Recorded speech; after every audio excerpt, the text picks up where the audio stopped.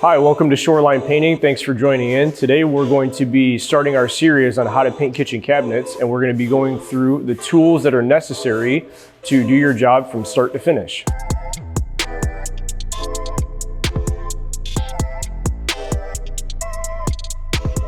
So if you're looking for the techniques on how to paint kitchen cabinets, we have more videos in the description below. You can click on those links and they'll walk you through how to paint your kitchen cabinets from start to finish. As we walk through our tool list today, I do want to let you know this is my personal tool setup. These are the tools I use every day.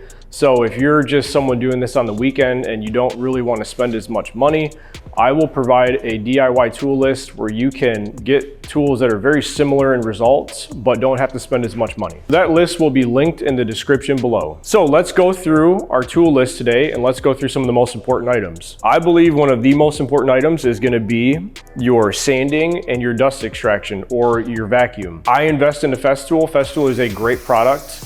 You cannot go wrong. Go find anything on their website, purchase it, and you will be happy.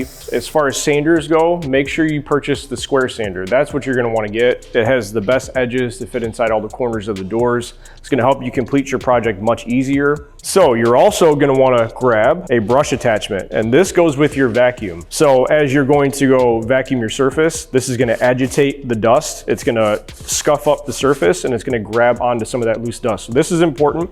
I want you to put this right up there with your most important purchases. That's something that I have to have on my job site. You're gonna have to get a Worklight. Worklights are super important. You need to be able to see all the different variations, the shadows as you're sanding. So I've had a lot of luck with Milwaukee. I like their products. They're very universal, but their Worklights are inexpensive. They get the job done really well. If you wanna spend a little bit more money, Festool creates a Worklight. This one's a little bit more pricey, but it is a great product. If you have a larger area, maybe a 20 by 30 area, this will do the job plus some. So next, let's talk about sprayers. I am a firm believer when you're doing your kitchen cabinets that you have to spray. A few items that you're gonna wanna purchase: the blue guard, okay, Graco blue guard. There are different colors, make sure you get the blue one. The fine finish green 310 tip. 310, it has to have the 310. You have to get the right one. So the green 310 tip, which is gonna be the fine finish. And this, the holy grail of spraying in my opinion, the Graco Cleanshot. This is about 130 bucks. You can find them on Amazon. Great product. Your sprayer will leave a back shot. When you go to close your trigger, it may release and it can leave spits and drips. This fixes that problem. As far as the sprayer you're going to purchase, Titan or Graco, both great products. I own both. I own a Titan 440 and I also own a Graco 390. The 390 is more of like my interior, doesn't need to work as much. My Titan 440 goes outside. The other tool items that you're gonna need, you're definitely going to need a razor blade. Milwaukee makes a great, it's called a Flipback, about 10 bucks at Home Depot. You're going to also need the proper sandpaper. I suggest 180 as you begin to sand your cabinets. You know, lower is gonna be too aggressive, higher is gonna be too fine. 180 is great, and Festool makes a great sandpaper, okay? So if you're investing in their sander and the vacuum, I also would invest in their sandpaper. I'm a firm believer. Sanding sponges are gonna be great for you. For some of the details, you're gonna need these for some of those like sharp edges on curves inside the cabinets, okay? And even sanding between coats, these are great. If you go up finer in grit, you can go 220. That's gonna be great for you. Plastic, you can get it at Home Depot, any paint store that's by you, but you have to have painter's plastic because you're gonna have to cover a lot of items when it comes to countertops, the interiors of the cabinets, name it. You can use it for whatever you need, very versatile. You're also going to need a spray suit. I like to wear the Tyvek pants. And the reason why I like to do pants versus a whole suit is because the way I've set you up with the sprayer, the Cleanshot, you're not gonna get doused in paint, okay? But the pants are nice because you are going to be spraying at an angle, so you may hit the lower half of your body, but you're not gonna spray at your shirt. You're also gonna want to have microfiber rags with you. Do not use cheap painter cloth, okay? I want you to use a nice microfiber rag. These are gonna help you clean up the surface and keep your worksite clean. Gloves, I'm absolutely in love with Raven gloves. You can purchase these at Sherwin-Williams or at Benjamin Moore. Don't get the large ones because they're smaller than they say, get the extra large, but they're a great product. Easy Up, this is a zip wall. So if you're working in a client's house and you want access into the kitchen, you want to be able to go in and out without having to, tear down walls every day, this is great. I love that product. I do them on every kitchen because I actually encourage my clients come in at the end of the day, look at the work, and they can do that without ripping down my nicely built plastic walls. To some of you people on YouTube that don't wear masks when you spray, shame on you. Make sure you wear a mask. Okay, if you can't afford one of these, I suggest the Cool Flow. This is about $30 at Home Depot. If you can't afford that, at least get this. This is $5. Cover your lungs, okay? Make sure you're protecting yourself.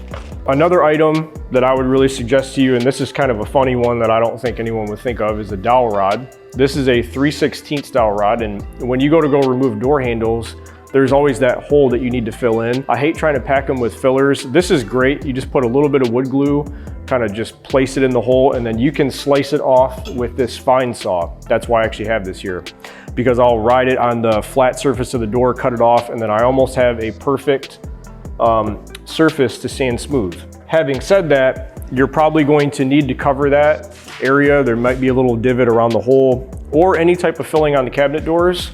3-part Bondo. This is great, especially the stuff that's in the tube, because it is very easy to sand, okay? Another holy grail of kitchen cabinets is going to be the paper gun. You're going to need this. This is gonna work in so many different ways. You can use this around the border of your kitchen cabinets to start yourself off as far as prep is concerned. You can use this to cover countertops. You can use this to cover the interior of your cabinets. I could go through about 10 different things that this is great for. Very easy tool to use. Just kind of place your tape on the end, goes into the reel, and you pull the whole thing out. So it comes out in one sheet. So you'll have a piece of paper and tape all loaded on the same pull. The other thing I would suggest is gonna be AllPro Quick to Coat. This is the product that I use as far as caulk. You can buy any fast dry caulk you want. I'm not a big fan of fast dry caulks. This is a good one though. And it's very easy to use, nice and smooth, and it dries quickly, which is something that you're gonna want if you're trying to turn your kitchen over a little faster, if you don't wanna wait 2 days for caulk to dry. Get the right caulk gun. Sherwin-Williams sells this dripless caulk gun. I love this caulk gun. It does a great job. It doesn't do where you let go of the trigger and they say it's dripless and then it starts to drip. It doesn't do that. Great product. Make sure you purchase the right tape for the right project. For your kitchen cabinets though, I would suggest Scotch. You know, just a regular, you can get 3M, AllPro, whatever works for you, whatever's closest to you as far as a paint store is concerned. And then blue tape. Blue tape is good for your more delicate surfaces. This is gonna be great for more if like you're trying to stick to a tile or a marble surface. So both are great, just it depends on what you're doing as far as your project is concerned. And last but not least, let's talk about vent systems. And the way I do that is actually a box fan with a filter that fits your box fan. So we use these two items to build a vacuum seal in the windows. So as you're spraying, you're able to pull the air that's in the kitchen out into the outside. And what's good about the filter is catching the overspray, because when you spray, there's like a fine mist that goes through. This will actually catch that overspray and keep it from going outside. And so this is just great to have on hand to keep your job site clean and smelling good too, depending on what you're using. Well, thanks for tuning in today on our video for tools to paint your kitchen cabinets. And if this was helpful for you, you can hit that like button. If you want future videos from us, hit the subscribe button. And if you have any video suggestions or any questions, you can feel free to put them in the comments below. Thanks for tuning in today. Hope you have a great day.